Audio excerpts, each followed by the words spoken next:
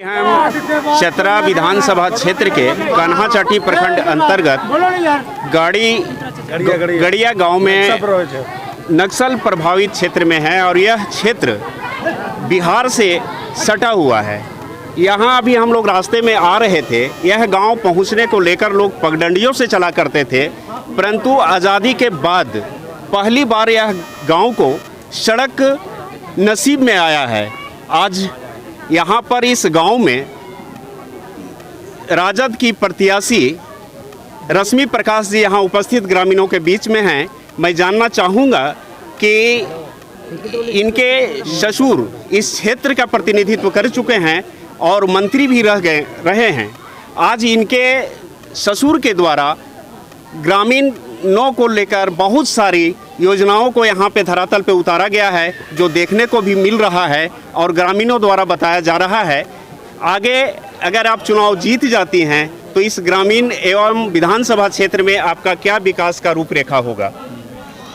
देखिए, सबसे पहले तो यहाँ पे पहुँचने के लिए पहले लोगों को सोचना पड़ता था।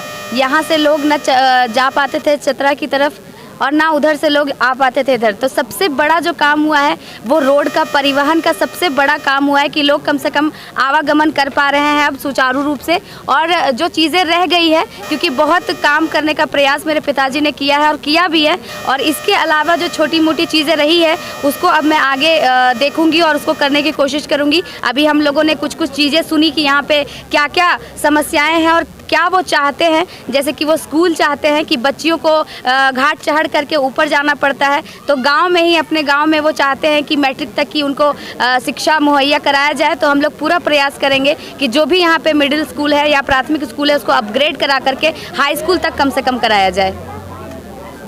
यहाँ पे एगो मायरा स्कूल गया, उसको भी क्षेत्र ज़्यादा है। हमारे वैसे भी देश में किसानों की संख्या ज़्यादा है और किसानों के कारण ही हमारा देश जाना जाता है और हर जगह किसानों की संख्या होती है और इस क्षेत्र में भी किसान का बहुलता है।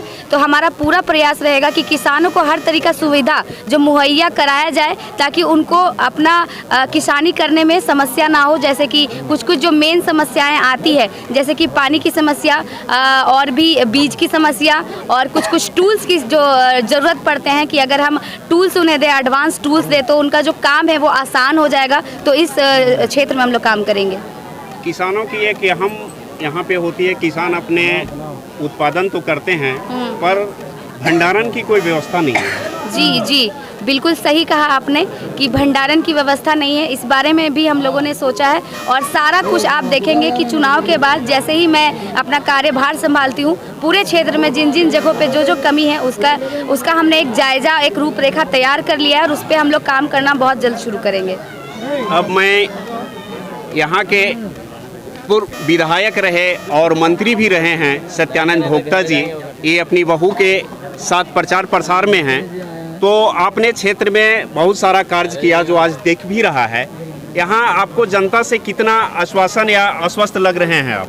देखिए, जनता में खुशी का लहर है कि आज़ादी के बाद पहली बार हम लोगों ने सड़क बनाने काम किया और हर घर तक सड़क से जोड़ने काम किया और बिजली भी कमी थी, बिजली यहाँ हम लोग लगवाने काम किए और जो मूलभूत समस्या है क्षेत्र में उसको निष्पादन करने काम किया। और झारखंड सरकार के माननीय मुख्यमंत्री हेमंत सोरेन जी की जो योजना चला है, मैया समान योजना, बिजली बिल माफ़ी, बिजली 200 यूनिट फ्री, मुख्यमंत्री रोजगार सृजन योजना, फूलो झानो योजना, तो पब्लिक का सीधा लाभ हो रहा है। सब लोग खुशी में है कि फिर हेमंत सोरेन जी को मुख्यमंत्री बनाना है, झारखंड में महागठबंधन सरकार फिर लाना है और यहाँ पर रश्मि प्रकाश जी को ऐतिहासिक मतों से जिता करके विधायक बनाना है।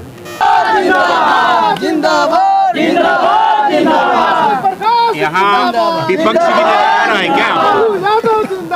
देखिए, यहाँ पर 90 से लेकर आज तक 24 तक बीजेपी या जेडीयू सीधा चुनाव होता था, लेकिन भाजपा यहाँ गोल हो गया है। तो समझिए कि वन साइडेड राष्ट्रीय जनता दल है, यहाँ दूसरा कोई पार्टी नहीं है। अब मैं यहाँ बहुत सारा भीड़ है, मैं महिलाओं से जानना चाहूँगा कि सरकार द्वारा जो मैया सम्मान योजना दिया जा रहा है, इससे कितने महिलाएं लाभान्वित आप लोग हो रही हैं? बहुत महिला को मतलब ये योजना का पैसा है वो मिल रहा है, बहुत महिला का है कि जो नहीं मिल रहा है। यहाँ पे एक हवाई जहाज है और एक लालटेन है, तो जहाज उड़ेगा कि लालटेन जलेगा? लालटेन जलेगा। लालटेन का है जलेगा? लालटेन का दिया आपको? लालटेन जलेगा। हम लोग मंत्री बनाएंगे तो कहीं नहीं जलेगा। मंत्री उसको बनाएंगे तो हम लोग को देंगे। और हम लोग सब एक अथी में मतलब ठहरे हैं कि हम लोग लालटेन छाप में ही देंगे।